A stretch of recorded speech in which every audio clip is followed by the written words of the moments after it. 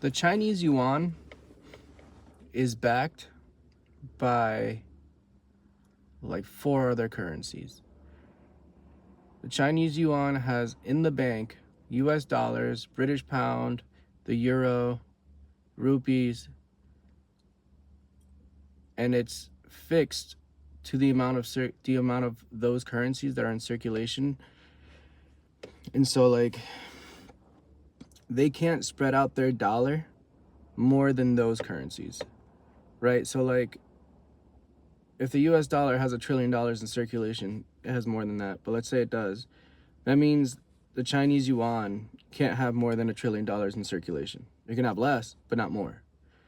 And so if you're China, how are you going to pay for oil when, there's not enough Chinese yuan to even go around? There's not even enough to buy the amount of oil that you need. It doesn't matter about whether you can afford it. There's literally not enough in circulation. Moreover, who's going to take the Chinese yuan? Is it Russia? Russia doesn't deal in dollars. So like, what are they even going to do with yuan? It's just going to sit there. They're going to buy Chinese products.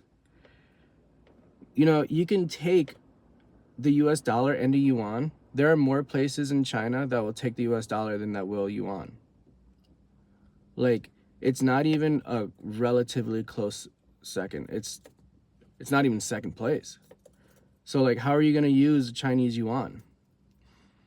And I understand like the guy who made the comment of like China would like to have a word with you. It's like, dude, they can talk to me all they want. There's no way that anybody's using Chinese dollars because the US dollar is already so widely accepted and there's already so much in circulation.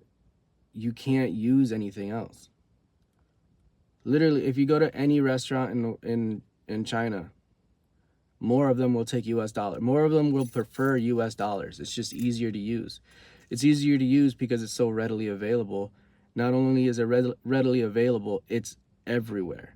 And everyone will take it. And I'm not talking about which one's worth more, although, I mean, like, what does it mean to be worth more if you can't spend the yuan anywhere? If nobody's going to take it, what's it even mean? Is it worth less just because less people will take it? Is it worth less because there's more in circulation or less? Right? So like if you have a Chinese yuan and you have a US dollar, you go to a restaurant and they're like, we'll take both. Which one are you going to spend? Which one would you spend?